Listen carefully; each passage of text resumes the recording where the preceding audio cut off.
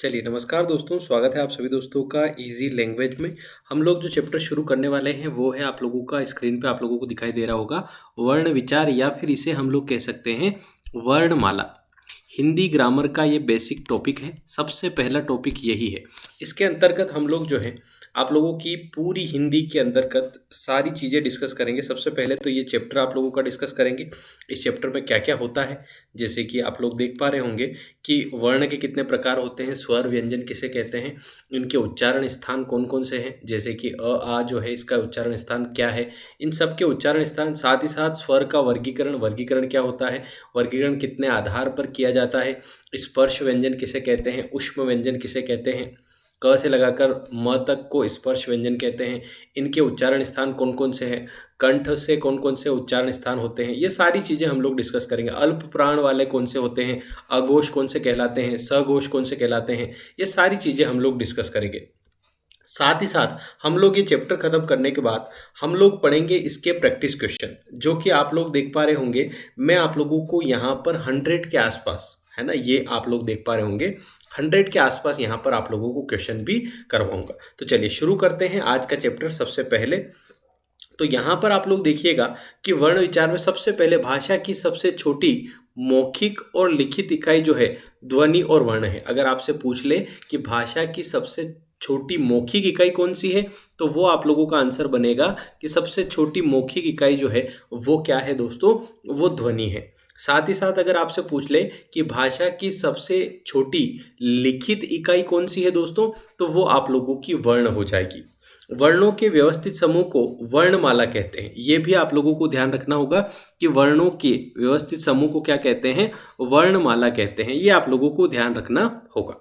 साथ ही साथ मुख से निकलने वाली पूर्ण ध्वनि को क्या कहा जाता है, अक्षर कहा जाता है। ये जो चीजें हैं ये आप लोगों को क्वेश्चन करते समय बहुत काम आएगी दोस्तों, ठीक है। और ये जो पीडीएफ हम लोग पढ़ रहे हैं ये आप लोगों को मिल जाएगी। आप चाहें तो इस नंबर पर मैसेज कर सकते हैं 9893800651, और आप लोग मैसेज में लिखिएगा हिंदी पीडीएफ, ठीक है। मैसेज में आप लोग व्हाट्सएप पे लिख सकते हैं हिंदी पीडीएफ। ये पूरी पीडीएफ आप लोगों को मिल जाएगी, इसमें आप लोगों को सारी चीज़ें रहेगी, ठीक है। चलिए आगे बढ़ते हैं। यहाँ पर आप लोग देखिएगा कि वर्ण के मूलतः दो प्रकार होते हैं। वर्ण जो है दो प्रकार में बांटे गए हैं, स्वर और व्यंजन। आप लोगों को सीधा क्वेश्चन यहाँ पर बनता है कि स्वर कितने होते हैं, है ना, तो स्वर की संख्या कितनी होती है, तो वो आप लोगों को याद रखना है। स्वर की संख्या कितनी होती है दोस्तों, 11 होती है, ठीक है। व्यंजन की संख्या कितनी होती है, तो व्यंजन की संख्या आप लोगों को याद रखना है, व्यंजन की संख्या 33 होती है, 33 होती है, ठीक है। वर्ण का एक और विभाग होता है जिसे अन्य वर्ण भी माना जाता है, जिसमें संयुक्त व्यंजन होते हैं 4, ठीक है, उक्षिप्त व्यंजन होते हैं 2, अयोगवाह होते हैं 2। ये सारी चीजें कौन कौन से होते हैं ये हम लोग आगे पढ़ेंगे। यहाँ पर फिलहाल आप लोग देखिए इधर इस साइड में, है ना, ये यहाँ पर एक मिनट दोस्तों, ये जिन स्वरों को बोलने में ओष्ठ की यानी कि होंठ की आकृति गोल होती है उन्हें व्रतमुखी कहा जाता है। यानी कि जैसे ही आप ऊ बोलेंगे या ऊ बोलेंगे या ओ बोलेंगे या ओ बोलेंगे, तो आप खुद बोल के देखिए। आप जैसे बोलेंगे ऊ, तो आपका मुंह जो है व्रतमुखी हो रहा है। व्रतमुखी का मतलब होता है आपका मुंह गोल बन रहा है। क्या बन रहा है, आपका मुंह गोल हो रहा है, तो इनको व्रतमुखी व्यंजन कहा जाता है। क्या कहा जाता है दोस्तों, व्रतमुखी व्यंजन। तो ये क्वेश्चन भी आप लोगों ने नहीं देखा होगा, ऐसे क्वेश्चन भी आज की एग्जाम में बनते हैं, अब की एग्जामों में बनते हैं। जिसकी आकृति गोल ना हो उन्हें अवृतमुखी कहा जाता है। जैसे जिनको बोलने में आकृति गोल नहीं हो रही, अ आ ई इनमें गोल नहीं हो रही है, तो इनको अवृतमुखी कहा जाता है, ठीक है। तो ये अगर पढ़ा होगा तो ही पता चलेगा व्रतमुखी क्या होता है, ठीक है। तो जिनको बोलने में व्रत जैसा मुंह बने उनको व्रतमुखी कहते हैं। आगे बढ़ते हैं दोस्तों।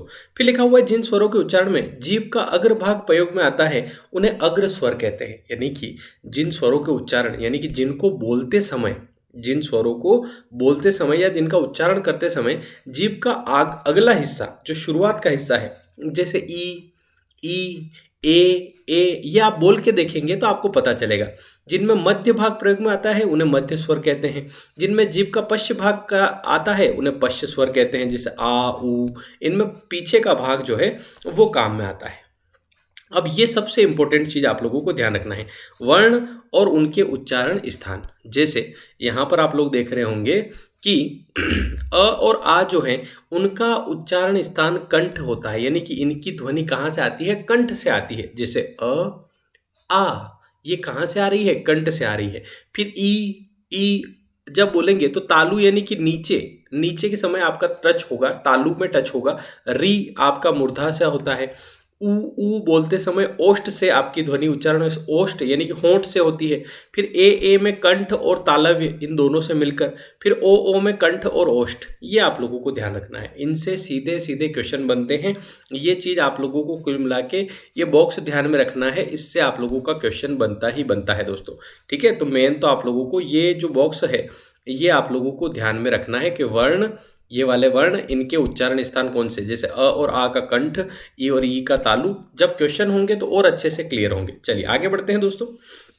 अब जैसे स्वरों का वर्गीकरण हम लोगों ने देखा, स्वरों का वर्गीकरण में क्या होगा? ह्रस्व स्वर किनको कहते हैं? जिनको बोलने में कम समय लगे वो ह्रस्व यानी कि छोटे स्वर होते हैं, जैसे अ, ई, उ और ऋषि, है ना, या री इसको बोला जाता है। जिसमें ज़्यादा समय लगता है उनको दीर्घ स्वर कहते हैं, जैसे आ, ई, उ, ए। इनको बोलने में जो है अधिक समय लग रहा है, इसलिए क्या कहते हैं। और जिसमें दीर्घ से भी ज़्यादा समय लगे उन्हें प्लूत कहा जाता है। ठीक है, प्लूत को त्रैमासिक भी कहते हैं, जैसे ओम।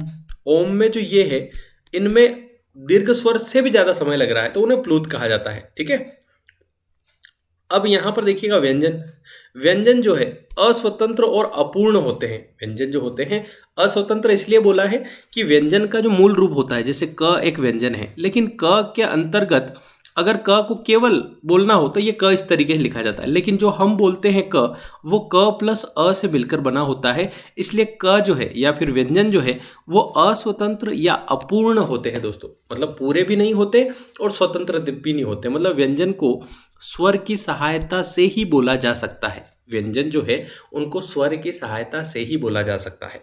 साथ ही साथ आप यहाँ पर देखेंगे कि व्यंजन के मूलतः कितने प्रकार हैं, तो व्यंजन के 3 प्रकार हैं। व्यंजन के कितने प्रकार हैं दोस्तों? तो आप यहाँ पर देखेंगे व्यंजन के 3 प्रकार हैं। जैसे स्पर्श व्यंजन की संख्या कितनी है? 25 है। अगर आपसे पूछ ले कि स्पर्श व्यंजन की संख्या कितनी होती है, तो स्पर्श व्यंजन की संख्या 25 होती है। उष्प व्यंजन कौन से होते हैं, ये सारी चीजें हम लोग देखेंगे। श, स, ह। अंतस्थ व्यंजन कौन से होते हैं? य, र, ल, व, है ना, तो इनकी संख्या 4, इनकी भी 4। और स्पर्श व्यंजन कौन कौन से? तो 25। आगे बढ़ते हैं, स्पर्श व्यंजन देखते हैं। स्पर्श व्यंजन कौन से होते हैं, तो यहाँ ध्यान दीजिएगा, क से लगाकर म तक जो होते हैं उनको स्पर्श व्यंजन कहा जाता है। यानी कि क, ख, ग, घ, ण, च, छ, ज, म, है ना, ये सारे स्पर्श व्यंजन कहलाते हैं। और च वर्ग को स्पर्श संघर्षी भी कहा जाता है, ये भी आप लोगों को ध्यान रखना है। स्पर्श वंश में 5 वर्ग होते हैं, जैसे क का एक वर्ग हो गया यानी क, ख, ग, घ, घ। फिर च का एक वर्ग हो गया, फिर ट का एक वर्ग हो गया। ऐसे करके 5 वर्ग होते हैं और उनमें 25 वर्ण होते हैं। इसलिए इसे वर्गीय व्यंजन भी कहते हैं। क्या कहते हैं दोस्तों? वर्गीय व्यंजन भी कहते हैं। ठीक है, अब यहाँ पर आप लोग नजर डालिएगा थोड़ी सी। जैसे ये वर्ग है, वर्ग मतलब इस क के ये सारे दोस्त हैं, क, ख, ग, घ, ण, ये सारे क के दोस्त हैं, तो ये क वर्ग के अंतर्गत आते हैं। इसको थोड़ा और छोटा करते हैं, बहुत अच्छे से आपको दिखेगा।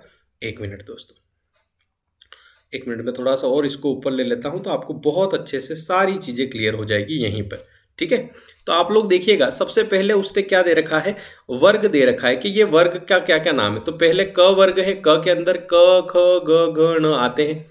ठीक है, फिर इन क वर्ग का उच्चारण स्थान कौन सा है, तो आपको सबसे पहले देखना है क वर्ग। क वर्ग में क, ख, ग, घ, ण आते हैं। इनका उच्चारण स्थान कौन सा होता है, तो इनका उच्चारण स्थान कंठ होता है, यानी कि इनकी कंठ से ध्वनि निकलती है। क, ख, ग, घ, ण, इनकी ध्वनि जो है वो कहाँ से निकल रही है दोस्तों? कंठ से निकल रही है।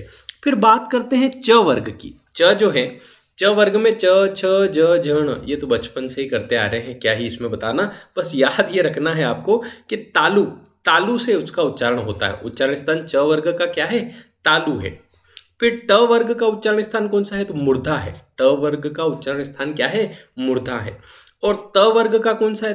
त बोलते समय आपकी जो जीभ है वो दांत से टकरा रही है। आप खुद बोल के देखो, त, थ, द, ध, न। तो जब भी आप त, थ, द, ध, न बोल रहे हैं, आपकी जीभ दांत को टच कर रही है या दंत को टच कर रही है। इसलिए त वर्ग का जो उच्चारण स्थान है दोस्तों वो है आपका दंत। तो ये आप लोगों को समझ में आ रहा होगा। प वर्ग जो है, प के अंतर्गत प, फ, ब, भ, म, ये सब आ रहे हैं। और इनका उच्चारण स्थान कौन सा है? तो इनका उच्चारण स्थान ओष्ठ है, यानी कि होंठ है। मतलब आप प बोलो, आपके दोनों होंठ टच होंगे, प, ठ, ब, भ, है ना। पागल जैसे दिखते हैं अपन ये बोलते टाइम, पर आप समझ जाना कि प, फ, ब, भ, म ये बोलते समय ओष्ठ से उच्चारण हो रहा है, तो ये आपको ध्यान रखना है। अब प्राण की बात क्या करें, ये प्राण क्या लिख रखा है ना। तो प्राण का मतलब जिनको बोलने में कम प्राण लगे वो अल्प प्राण, जिनको बोलने में ज्यादा प्राण है ना, जीव निकल रहा हो, उनको महाप्राण बोलेंगे। आप समझो इस बात को मैं क्या कहना चाह रहा हूं, है ना। प्राण का मतलब यहां आप समझो कि जिन वर्णों के उच्चारण में श्वास वायु अधिक मात्रा में निकले उन्हें महाप्राण कहते हैं। जिसमें श्वास वायु जब बोलते हैं तो हवा निकलती है मुंह से, तो वो जब कम निकले तो अल्प प्राण। जैसे यहाँ पर ये जो शुरुआत वाले हैं, जैसे ये क, च, ट, त, प, इन सब में बोलने में कम वायु निकल रही है, तो इसलिए ये सारे क्या है, अल्प प्राण है ना। मतलब पहला जो पहली लाइन है ये अल्प प्राण की हो गई। फिर ख, छ, ठ, थ, फ, इनको बोलने में महाप्राण लग रहे हैं, मतलब ज्यादा वायु आ रही है, तो ये महाप्राण। फिर इसके बाद फिर आ गया ग, छोटा ज, है ना, छोटा द, है ना, इस तरीके। तो फिर इसमें ये महाप्राण हो गए, तो ये सारे कौन से हो गए, अल्प प्राण हो गए। फिर ये अगले सारे महाप्राण हो गए, फिर ये अल्प प्राण हो गए। अन्य, है ना, अण, न, म, इनमें कम कम वायु लग रही है। मतलब आपको ये चीज समझना होगी दोस्तों। बोलो क्लियर हो रहा है क्या, समझ में आ रहा है क्या। तो ये समझ में भी आएगा, साथ ही साथ इसके क्वेश्चन भी मैं आप लोगों को बताऊंगा कि कौन से एग्जाम में कौन सा क्वेश्चन पूछा गया था, पटवारी में आपके कौन से क्वेश्चन पूछे गए थे, एमपीएसआई में कौन से क्वेश्चन पूछे गए थे। सारे क्वेश्चन आप लोगों को लाइन वाइज से, जब आप 100 क्वेश्चन करेंगे ना, तो आप लोगों को बहुत सारी चीजें क्लियर हो जाएगी दोस्तों। मतलब आप 100 क्वेश्चन करेंगे प्लस ये चैप्टर अपन पढ़ रहे हैं, तो यूं समझ के चलो कि ये चैप्टर आपका बिल्कुल क्लियर है, एक भी नंबर आपकी एग्जाम में नहीं कटेगा। बोलो समझ में आ रही है बात, ठीक है। तो जितने भी दोस्त इस चैनल पे नए हैं, पहली बात तो आप लोगों को इस पे डेली एमपीजीके के वीडियो मिल रहे हैं बहुत अच्छे से। साथ ही साथ इसमें आपको हिंदी के वीडियोस भी मिलेंगे और भी तरह तरह के वीडियो मिलेंगे। तो सभी दोस्त चैनल को सब्सक्राइब जरूर कर लेना, है ना, क्योंकि बहुत सारी चीज़ें इस पे मिलने वाली हैं और साथ ही साथ बहुत अच्छा कंटेंट आप लोगों को मिलने वाला है, ठीक है। चैनल को सब्सक्राइब कर लेना। वीडियो कैसा लगे कमेंट जरूर करिएगा सारे दोस्त, ठीक है। साथ ही साथ आगे अगर देखें तो घोष का मतलब क्या होता है, अघोष, अघोष, है ना, सघोष। अब अघोष का मतलब क्या है, जिन व्यंजन के उच्चारण में श्वास वायु स्वर तंत्रियों से बिना टकराए मुंह से बाहर आती है, मतलब कुल मिलाकर वही बात, कम जोर लग रहा है ना। तो क, ख, इनमें आपकी स्वर तंत्रियों से टकरा कर नहीं आ रही है, तो ये जो दोनों होते हैं, ये दोनों लाइनें, ये अघोष वाली होती है, क, ख, च, छ। लेकिन क, ख के बाद ग, ग में देखो आपका घोष घर्षण हो रहा है, लेकिन क, ख में कोई घर्षण नहीं है, ग, घ, ण, है ना। तो इनमें घर्षण है, तो इन दोनों में घर्षण नहीं है, तो ये सारे आपके क लाइन वाले, ये क, च, ट, त, प, ये सारे अघोष। और ख, छ, ठ, थ, प ये भी अघोष। बाकी ये घ, घ, ण, ज, ज, इनमें घोष हो रहा है, घर्षण हो रहा है, तो ये सारे सघोष हो गए, ठीक है। वैसे भी क्वेश्चन करते टाइम वापस से रिवाइज करवाऊंगा आपको, एक एक चीज क्लियर होगी, ठीक है। डोंट वरी, आपको सब क्लियर करवाएंगे, ठीक है। ये चीजें आपको ध्यान रखना है। अब अंतस्थ व्यंजन याद रख लेना है। अंतस्थ व्यंजन भी पूछता है, जिन व्यंजनों का उच्चारण स्वर व्यंजन के मध्य में होता है उन्हें अंतस्थ व्यंजन कहते हैं। जैसे य, र, ल, व, ये जो है अंतस्थ व्यंजन कहलाते हैं। बस इतना सा आपको ध्यान रखना है। ऊष्म व्यंजन कौन से होते हैं, जिन व्यंजनों के उच्चारण में किसी विशेष स्थान पर रगड़ खाती है, जैसे श, श, स, ह, है ना। तो ये सारे ऊष्म व्यंजन कहलाते हैं, ठीक है। और इनके उच्चारण स्थान, जैसे य का उच्चारण स्थान तालु है, र का उच्चारण स्थान दंत है, ल का उच्चारण स्थान दंत है ना। य, र, ल, र और ल जो है दंत से होता है, य तालु से होता है, ये ध्यान रखिएगा, है ना। ये थोड़ी सी चीजें आपको ध्यान रखना पड़ी। फिर संयुक्त वर्ण का विच्छेद जो है कि श जो बना हुआ क्ष, क्ष कहीं से बना है, क और श को मिलाने पे क्ष बना है, ठीक। फिर त और र को मिलाने त्रिशूल वाला त्र मिला है। फिर आपने ज्ञ सुना होगा, ज्ञ, ज्ञानी वाला ज्ञ, तो फिर ज्ञ जो है ज और ण्य से मिलकर बना है। फिर श्र, श्रृंगाल वाला सुना होगा, तो श और र से मिलकर बना है, ठीक है। ये ध्यान रखना है। और हिंदी में विकसित हुए वर्णों को उक्षिप्त या विकसित वर्ण कहते हैं, है ना। डमरू, है ना, ढ, ढोलक वाला, ये आपके जो है उक्षिप्त व्यंजन होते हैं, उपक्षिप्त वर्ण होते हैं, ठीक है। अयोगवाह कौन से होते हैं, वे वर्ण ना तो स्वर होते हैं ना ही व्यंजन, उनको अयोगवाह कहते हैं। जैसे अम और अह जो है ये अयोगवाह कहलाते हैं। अम को अनुस्वार नाक और ये अनुनासिक नाक और मुख अम से बोला जाता है, और विसर्ग कंठ कहा जाता है। ये आप लोगों को ध्यान रखना है। अब शुरू होती है अपनी बारी शानदार प्रश्नों के साथ, चलिए शुरू करते हैं। ठीक है, अब आएगा मजा जिंदगी का। ठीक है, पूरा चैप्टर आपको बहुत अच्छे से क्लियर हो गया होगा। चैप्टर भी ज़्यादा नहीं लिया है, चैप्टर भी बिल्कुल सिंपल वे में शॉर्टकट चीज़ आप लोगों को कंप्लीट करवा दी है। ठीक है, तो ये आप लोगों का इस तरीके से। अब पहला क्वेश्चन आप लोगों के सामने ये रहा। ठीक है, एक मिनट दोस्तों, पीडीएफ से भटक गए हैं अपन। ठीक है, हाँ ये यहाँ पर। ठीक है, ज़्यादा ही जूम कर दिया था, है ना, पता नहीं कहाँ चले गए थे। ठीक है, कोई बात नहीं, आप तो सब अपने वाले ही हो, है ना, कोई दिक्कत ही नहीं है। पीडीएफ इधर की उधर खो भी जाए तो कोई दिक्कत नहीं, ढूंढ लेंगे, जाएंगे कहाँ। ठीक है, ये यहाँ पर, ये भैया पहला क्वेश्चन आप लोगों की नज़र के सामने, जिगर के पार वर्णमाला किसे कहते हैं भाई साहब। ठीक है, पहला क्वेश्चन आपके सामने कि वर्णमाला किसे कहते हैं। शब्द के समूह को कहते हैं, वर्णों के आकलन को कहते हैं, शब्द गणना को कहते हैं, या वर्णों के व्यवस्थित समूह को कहते हैं। तो आपकी आत्मा जान रही भाई साहब, आपको पता है, आपने पढ़ रखा है कि जो वर्णमाला होती है वो वर्णों के व्यवस्थित समूह को क्या कहा जाता है, वर्णमाला कहा जाता है। तो ये आप लोगों को बहुत अच्छे से क्लियर हुआ होगा। अब आप लोगों को क्या करना है, बात सुनो मेरी, आप लोगों को अपने नंबर गिनना है। क्या करना है, आप लोगों को अपने स्वयं के नंबर गिनना है कि भैया आपके नंबर कितने आए। आज मैं कितने क्वेश्चन कराऊंगा आपको, आज आप लोगों को 20 क्वेश्चन इसके कराऊंगा। कितने कराऊंगा, 20 क्वेश्चन। ठीक है, ये 20 क्वेश्चन कराऊंगा।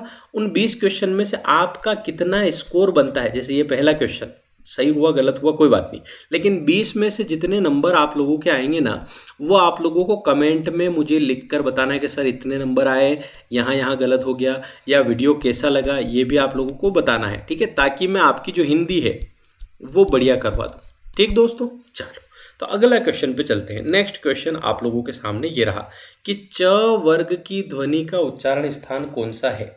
ठीक है, आपको क्या बताना है, अगला क्वेश्चन है च वर्ग की ध्वनि का उच्चारण स्थान कौन सा है। ठीक है, चलिए इसका आंसर करो आप। दंत्य है, तालव्य है, ओष्ठ है, या कंठ है, बताओ फटाफट। च वर्ग का क्या है, क्या पढ़ा था आप लोगों ने, तालु, तालव्य। तो इसका आंसर क्या बनेगा, ऑप्शन नंबर बी बनेगा कि च वर्ग की ध्वनि का उच्चारण स्थान कौन सा है, तालव्य है। दंत्य का आप लोगों ने पढ़ा था, दंत्य का आप लोगों ने पढ़ा था कि जो त वर्ग है, त थ द ध न, ये सारे दंत्य वाले हैं। क्या पढ़ा था।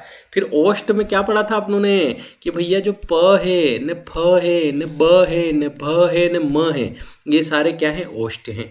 कंठ में अपनों ने शुरू वाले, शुरू कंठ से क ख ग घ ही निकलता है, तो कंठ में अपनों ने पढ़ा था कि भैया क ख ग घ ण, ये सारे कंठ है। बोलो आई बात समझ में क्या। हाँ, वीडियो को सभी दोस्त लाइक करते चलेंगे। अगर यहाँ तक पहुँच गए हैं, वीडियो के इस पड़ाव तक आप रुक गए हैं, वीडियो के यहाँ तक आप पहुँच गए हैं, मतलब आप लोग सिलेक्शन लेने वाले हैं दोस्तों। चलिए अगला क्वेश्चन, नेक्स्ट क्वेश्चन आपके सामने, भाषा की सबसे छोटी इकाई कौन सी है भैया। तीसरा क्वेश्चन आपके सामने, क्या आंसर बनेगा इसका। तीसरे का आंसर क्या होगा, भाषा की सबसे छोटी इकाई कौन सी है, शब्द है, व्यंजन है, स्वर है, या वर्ण है। तो इसका जो करेक्ट आंसर होगा कि सबसे छोटी इकाई तो भैया वर्ण है। भाषा की सबसे छोटी इकाई क्या है, मतलब भाषा के अंदर शब्द आते हैं, व्यंजन आते हैं, स्वर आते हैं, लेकिन सबसे पहले वर्ण आता है। वर्ण बढ़ते हैं फिर स्वर व्यंजन में, फिर स्वर व्यंजन से मिला करके आपका एक शब्द बनता है, फिर शब्द से मिल करके एक वाक्य बनता है, फिर वाक्य से मिला करके एक पंक्ति बनती है, फिर है ना, इस तरीके से यह क्रम है आप लोगों का। ठीक है, और ये देखो आपके जेल विभाग में भी पूछा था, पटवारी में भी पूछा था, ये जेल विभाग 2015 क्वेश्चन है, बढ़िया बढ़िया क्वेश्चन। अगला क्वेश्चन देखेंगे दोस्तों, आप लोगों को मुंह जबानी याद है कि क वर्ग की ध्वनियों का उच्चारण स्थान कौन सा है। आपकी आत्मा कह रही भैया शुरुआत कहीं से हुई थी, कंठ से ही हुई थी। तो चौथे क्वेश्चन का जो आंसर है आप लोगों का, वो क वर्ग की ध्वनि का उच्चारण कौन सा है, कंठ है। क्या है, कंठ है। बोलो क्लियर है, बहुत बढ़िया दोस्तों। अगला क्वेश्चन देखेंगे, नेक्स्ट क्वेश्चन आपके जेल विभाग और सब इंस्पेक्टर एमपीएसआई में पूछा हुआ है। हिंदी वर्णमाला में अयोगवाह वर्ण कौन से होते हैं, अयोगवाह किनको कहते हैं। तो अभी हम लोगों ने सीखा था कि अयोगवाह कौन से होते हैं। क्या आंसर इसका बन जाएगा, फटाफट से सोच लो अपने अपने मन में। कि हम लोगों ने देखा था कि जो ना तो स्वर होते हैं ना व्यंजन होते हैं, ना तो स्वर में गिन रहे हैं इनको, ना व्यंजन में गिन रहे हैं, तो ये अम और अह जो है ना, ये आपके अयोगवाह में होते हैं। किसका क्या कहते हैं, इनको अयोगवाह कहते हैं। आ तो आपके स्वर हैं, ये भी स्वर हैं, ये भी स्वर हैं। बोलो क्लियर मामला। चलिए अगला क्वेश्चन देखो दोस्तों, छठा क्वेश्चन क्या कह रहा है कि ट वर्ग की ध्वनियों का उच्चारण स्थान कौन सा है। ट वर्ग की ध्वनियों का उच्चारण स्थान कौन सा है, बताओ जरा। छठा क्वेश्चन, सोचो, दिमाग लगाओ। ठीक है, छठे का क्या आ रहा है, तो ट वर्ग का मूर्धन्य है, ट वर्ग का मूर्धन्य उच्चारण स्थान है, ये आप लोगों को ध्यान रखना है। नेक्स्ट क्वेश्चन पे चलते हैं। हिंदी में मूलतः वर्णों की संख्या कितनी है। हिंदी के अंदर जितने भी वर्ण हैं उनकी कुल संख्या कितनी है दोस्तों, बताना है आप लोगों को। ठीक है, तो इसका आंसर आप लोगों का बनेगा 52। कुल वर्णों की संख्या कितनी, 52 होती है। ये दिमाग में रखना है आपको, ये ऐसे क्वेश्चन बनते हैं। जेल विभाग 2015 में पूछा गया क्वेश्चन। ठीक है, अब 7 के बाद 16 तो नहीं लेंगे, 7 के बाद 8 लेंगे, तो इधर चलो 1 मिनट ऊपर सरकान दो। ये रहा 8वां क्वेश्चन भैया कि त वर्ग की ध्वनियों का उच्चारण स्थान कौन सा है। अब आप में से किसी भी दोस्त का गलत नहीं होगा, क्योंकि मैंने बताया त थ द ध न, कहाँ टच हो रही है जबान, कहाँ टच हो रही है आपकी, हैं बताओ। त थ द तो दंत पे टच हो रही है भैया, दांत पे टच हो रही है। तो त वर्ग की ध्वनियों का उच्चारण स्थान कौन सा है, दंत्य है। बोलो आया मजा जिंदगी का। ये बात हिंदी तो अपन कर लेंगे यार मिलके, है ना। आपको इतना सा करना है कि वीडियो को लाइक पहुंचाना है ना। इस वीडियो पे लाइक आने चाहिए 50 पूरे। ठीक है, कितने, केवल 50 लाइक आएंगे, इसके आगे के सारे क्वेश्चन करा दूंगा। फिर अगला चैप्टर लेंगे अपन संधि, है ना। फिर अपन लेंगे समास, फिर लेंगे रस, छंद, अलंकार, सब कराऊंगा, टेंशन मत लो। आपकी पटवारी, वन रक्षक, एमपी पुलिस, एमपीएसआई, जितनी भी एग्जाम में हिंदी आती है सब करवा दूंगा। ठीक है, अगला क्वेश्चन आपके सामने 9वां वाला दिख रहा होगा कि श जो है किन वर्णों के सहयोग से बना है। भैया श का किन वर्णों ने सहयोग करा है, तब जाकर के ये श बना है। तो अपनों ने देखा था अभी थोड़ी देर पहले, मैंने आपको इसका फोटो भी बताया था, है ना, कि किससे मिलकर बन रहा है। ठीक है, तो आप लोगों का श जो है क और श से मिलकर बन रहा है। ऑप्शन नंबर बी बिल्कुल सही जवाब हो जाएगा दोस्तों। अब ड और ढ कौन से वर्ण कहे जाते हैं, मैंने आपको बताया भी था, ड, डमरू, ढोलक, है ना, ढ, है ना। ये ड और ढ जो है ये बाहर से आए हैं, है ना।